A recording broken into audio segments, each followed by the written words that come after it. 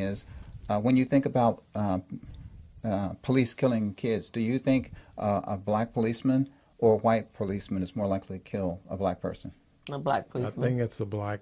Do you think that? And we've seen it through history, too. But you know what I found? It's by area. It has nothing to do with race. So here's another startling thing. You're far more likely to be killed in December than you are in May. Why is that? Why is that? It just the conditions of shopping, the holidays, Festive season. Yeah. Or you're far more likely to be killed in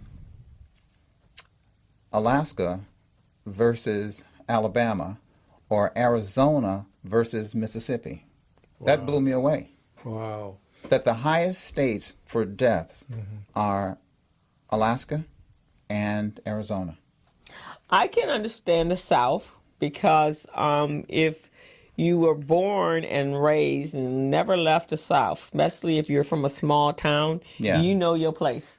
Yeah. And you know where to stay. The best thing about the South is you understand the racial issue there. Yeah. You are under no illusion that he loves you because of the color of your skin, or he doesn't love you. You know exactly. That was they used to say about George Wallace.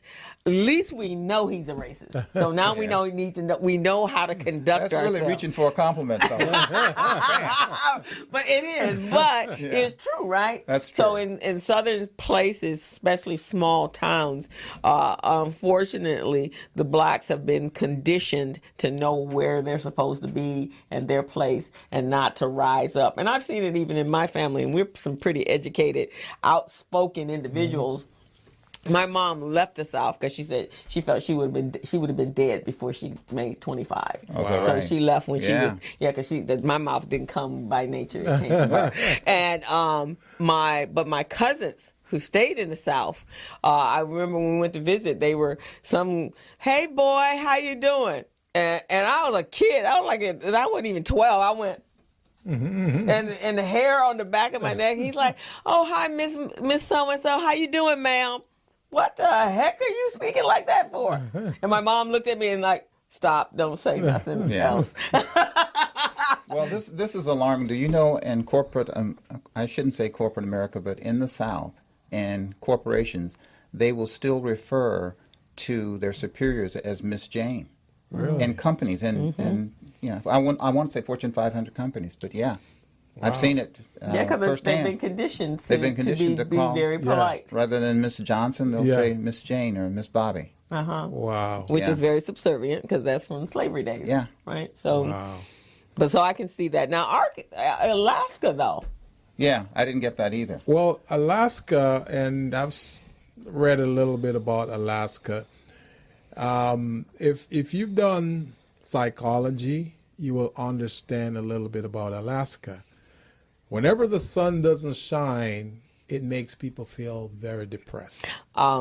So Alaska sees sun 6 months of the year. And as a result of those things, there's a lot of domestic abuse, high unemployment. So all of those things are factors that factor into those things. And that's why you see a lot more of those violence or those types of activities occurring. And then the police treat it accordingly. The suicide rate in Alaska is the highest in the country. Because of the fact that, psychologists say a part of that is because the sun comes out 6 months a year. Wow. It has a lot. If this light in here is dimmed, we wouldn't be very cheery and very happy when you speak. You see what I'm saying? Yeah. When you go to those government hospitals, the lights are dim. People behave accordingly. So that has a lot to do. Think about it. Just think about it. When you go to a lot of those government facilities, the lights are not bright and cheery and, Well, and even in foster care and group homes and so forth and prisons, you're right. You're absolutely right. And so people that are has miserable. a lot to do with the Alaska. Now, I'm sure there are some other factors too, but this plays a big part. Yeah. Yeah. Well, you're helping me with my vacation plan. I will not be in Alaska. Well, that one been marked off my list forever. Well, Sarah Perlin came from her. Yeah, I know. So there you go. There you have it, right? That's a star right there. There's a star right there.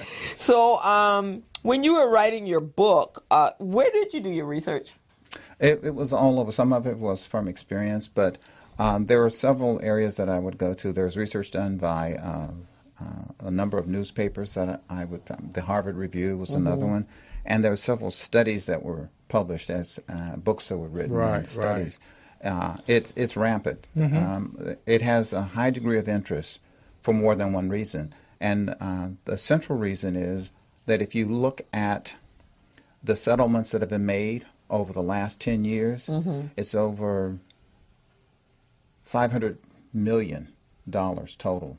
If you look at it, going back to, remember when Donald Trump targeted the Central Park 5? That settlement was over $47 million. How much did they get? Yeah, I don't know about that. That's the thing. They were speaking this week as well, because he made a comment, and I don't know if you've seen it on YouTube or you saw it on YouTube, about the due process that he was talking about. Yeah. So the young man, one of the young men, the darker skinned one, oh my God, was he articulate? He was very Yeah. articulate. And very upset, and he was saying, I was really insulted by that. But he said, if you wanted to do something for me, then when we came out of jail, I had no place to live. Yeah. And so why don't you just give me a place in your place if you were really that concerned about what you have done? Yeah. He says, so it's very hypocritical. Isn't it amazing him talking about due process? Right, exactly. And Yeah. that's why he was saying it, because nothing he's done is due process, right? So now he's talking due process because Mueller is like about to hang him. Now due process is important. But on that same note, and this was one of the statistics that I read, was that police spend 7 times many more hours training to shoot versus to de-escalate. And, you know, earlier, it was last year or sometime, or I don't know if it was after the Ferguson killing or Philando or whichever, it's been so many of them, but they were saying that in target practice that, and I think this was on YouTube and Facebook, where they actually had a black face as the bullseye. Yeah, I've heard that. And that's what they're practicing to shoot. Yeah. So that's when their accuracy rate goes up. Yeah. Okay. Well, I'll tell you this. Speaking of the training issue, you have any idea what state does the most training to de-escalate? Utah. Really? And they have the lowest number of fatalities. Wow. That's interesting. Yeah, you would think that more would follow that pattern because of the money we were talking about. If you look at the settlements, they keep going up. Yeah. But interestingly, they don't. Wow. So I thought that was really interesting.